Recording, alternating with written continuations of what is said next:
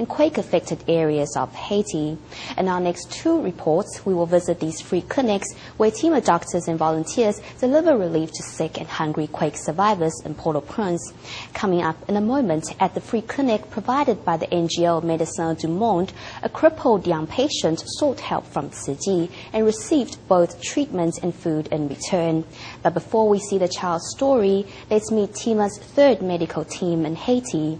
On February 20th, 4 of the physicians took over the facilities at the Overseas Engineering Construction Company in Port-au-Prince, relieving doctors from Taiwan's International Cooperation and Development Fund who had been serving quake survivors. The new team of medics discovered that many victims are suffering from respiratory conditions, which doctors say are caused by the dust. Tzu Chi's anti-inflammatory drugs and antibiotics provided immediate relief for 188 patients. Dr. Zheng Zhuohan from the U.S. carefully examines a child troubled by painful throat. The air is kind of dirty and dust. Okay, that should be okay. I can give her some medication for allergy and see that will help her now. The massive earthquake shook down houses island-wide. Clouds of dust were spawned, which caused widespread respiratory problems. She also has a very fast heartbeat, and she didn't really drink anything today, and I'm not sure how much she's really able to drink, so I don't know how much she has food and water. I think she's actually dehydrated. That's why she has headache and stomach aches. On the second day of their arrival, 4 doctors from Tzu Chi's 3rd medical relief team inherited the free clinic at the OECC from Taiwan's ICDF doctors. Dehydration and hunger are the 2 biggest problems in the crowded tent areas.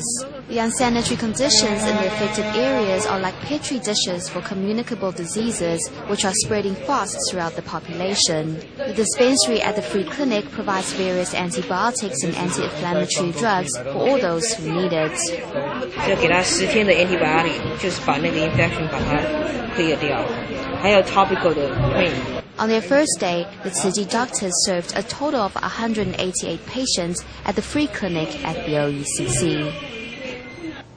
Also in Port-au-Prince, team of doctors working at the Médecins du Monde Free Clinic discovered 14-year-old Junior Gourier, whose growth has been stunted by chronic arthritis and malnutrition. He was examined by 3 doctors who also teamed up with volunteers to accompany the young patient back to his tent home. The caregivers prepared some instant rice for the starving boy, as well as blankets for the family. Waiting for his checkup, Junior Gourier's scrawny physique belies his real age. He is already 14 years old. Junior? Junior. Oui. Yeah, Junior. Oui, Junior. He's very brave. You're very brave. Est-ce que comment comme s'il respirait en plein? Oui. The past 5 years for Junior is one of pain and discomfort caused by juvenile rheumatoid arthritis. Unable to afford treatment, Junior's disease worsens every day. That, coupled with a poor diet, has left him smaller than average teenagers. Every step for Junior is a struggle. A team of physical therapists follows Junior back to his tent home. He said he's still hungry. Do you have food? He coughs a little, so if possible, we will give him some blankets and instant rice. He can't open his mouth fully or chew hard food because of the contracture in the joints of his lower jaw. It hurts just to open his mouth. By adding more water into the instant rice, it becomes gruel, which is a lot easier for him to eat. The very next evening after the free clinic closed, Tzu Chi doctors and volunteers pay another visit to Junior and his mother, who are already waiting outside to welcome them. Open. That's the seasoning. A volunteer patiently explains to the mother and son how to make the instant rice so that Junior won't have any difficulty eating. Waiting 35 minutes. The instant rice that flew thousands of miles from Taiwan to Haiti is now a bowl of comforting rice porridge that brings warmth to Junior and his people, reminding them of the love that has been pouring into Haiti since the massive earthquake.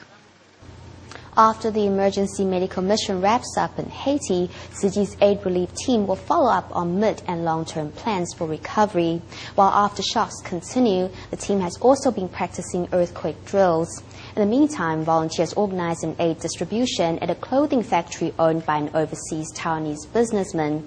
Although none of the textile workers were hurt in the disaster, many of them lost relatives, and 95% of them are now homeless. Work finally starts at the garment factory owned by Taiwanese entrepreneur Liu Junmo 1 month after the earthquake. The great piece of good fortune in this tragedy is that none of my employees were hurt. Unfortunately, a lot of their family members were injured or died. It'll be hard to get over the grief of losing a loved one. Factory worker Celine says after the tremor changed her life, her job keeps her going. I lost my family. If I didn't have this job, I don't know how I could go on. Over 95% of factory employees have no homes to go back to. They say Tzu Chi's aid is the first help they have received. After the earthquake, we didn't get anything. A lot of people asked us to make a list, but until now, we haven't received the aid. The Tzu Chi volunteers prepare piping hot bowls of instant rice for the workers' lunch and distribute 285 bags of supplies and waterproof tarpaulin sheets.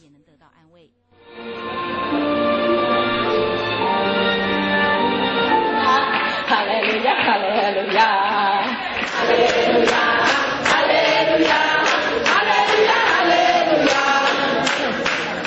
The hope is that Tzu Chi's aid will bring some comfort to these quake victims. Disembarking from a 26-hour flight, 3 Tzu Chi Jordan volunteers arrived in the Dominican Republic on Saturday to offer their assistance to the Haitian quake relief teams. As well as bringing experience in epidemic prevention, the team is there to convey its personal gratitude to the Jordanian peacekeeping force who has been safeguarding Tzu Chi's activities. After a few hours' rest, the group traveled to Haiti with 6 truckloads of supplies. After more than 26 hours of flight, 3 Tzu Chi volunteers from Jordan arrived in the Dominican Republic. They are warmly received by local Tzu Chi volunteers.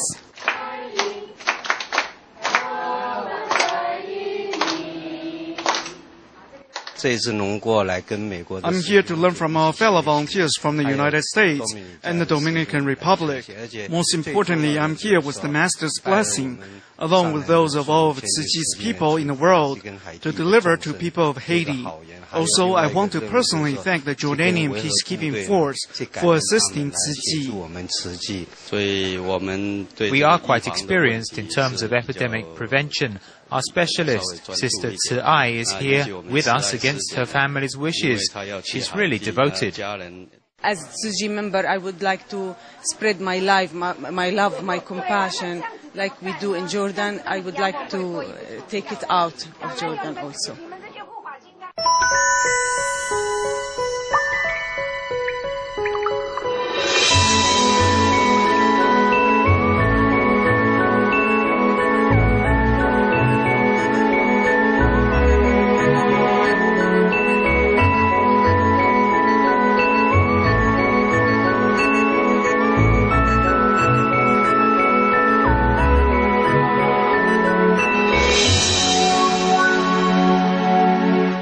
Over to Taiwan, near the end of the Lunar New Year holiday, Tzu Chi volunteers and 18 teams went door to door to visit new residents at the Shanling Dai